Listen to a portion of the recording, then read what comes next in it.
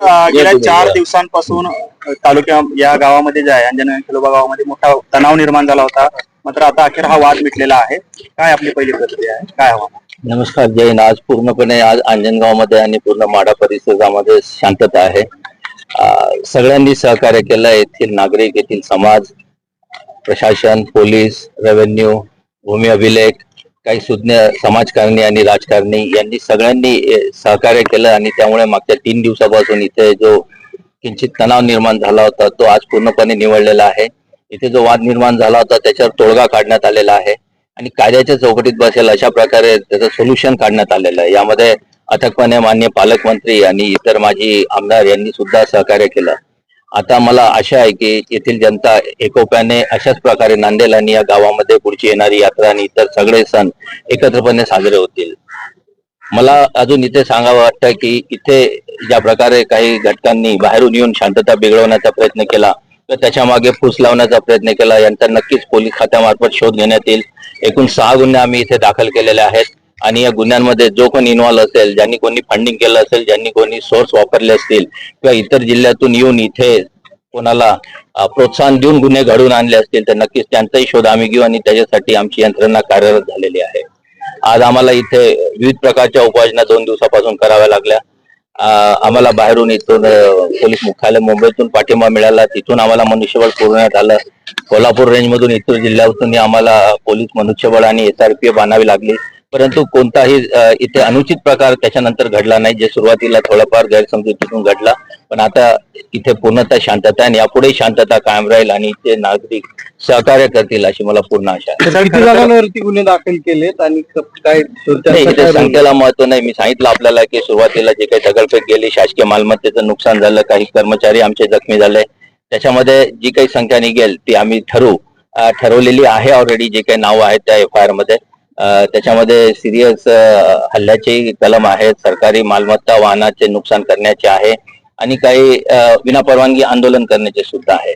तर त्याच्यामध्ये व्हिडिओ आणि इतर फुटेजेस बघून आणि साक्षीदारांची जी काही माहिती आहे त्याच्याकडून आम्ही त्यांचे नाव निष्पन्न करू आणि काही नाव ऑलरेडी आमच्या पोलीस खात्याकडे, तपासणी अंमलदारांकडे आलेली आहेत.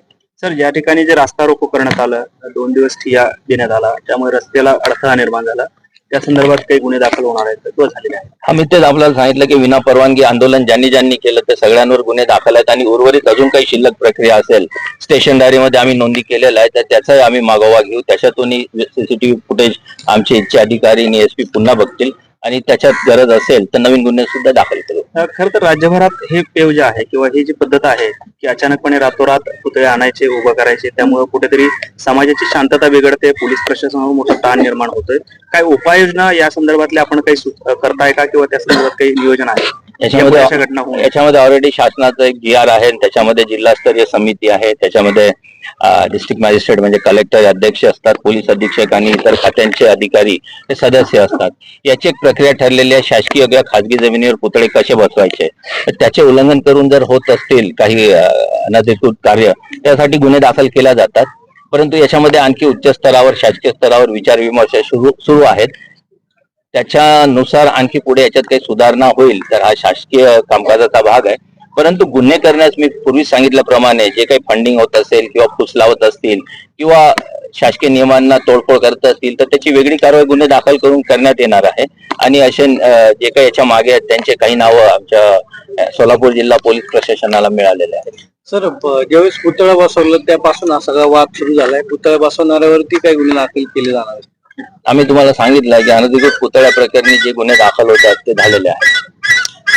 सर, साधारणपणे असं पाहायला मिळतं की 20 ते 25 वयोगटातली जी मुलं आहेत, कारण आता सोलापूर जिल्ह्यामध्ये जवळपास 10 पेक्षा अधिक पुतळे जे आहेत ते बसवले गेले आहेत, तिथे हीच मुलं जे आहेत तर यांचं काही यांना काही आव्हान असणार आहे का? यांना काही आपला संदेश असणार आहे का? नक्की. मी मगाच सांगितलं की स्थानिक गावकरी एकोपा नसतात, पण जेव्हा बाहेरून कोणत्या घटक येतात आणि ते फूस लावतात तेव्हा अशा फूस लावण्याला किंवा चिथावणीला स्थानिक तरुण वर्ग मोठ्या प्रमाणात बळी पडतो आणि नुकसान त्यांच्या भवितव्याचं होतं.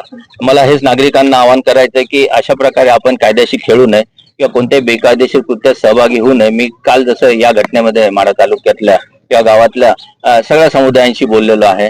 सगळ्यांचे विचार चांगले आहेत, पण जेव्हा कोणी डोक्यामध्ये वेगळे विचार टाकतो तर नक्कीच काही त्याच्यात बिघाड तयार होतो आणि त्याचा परिणाम स्वतःवर गुन्हे दाखल करून घेण्यात होतो.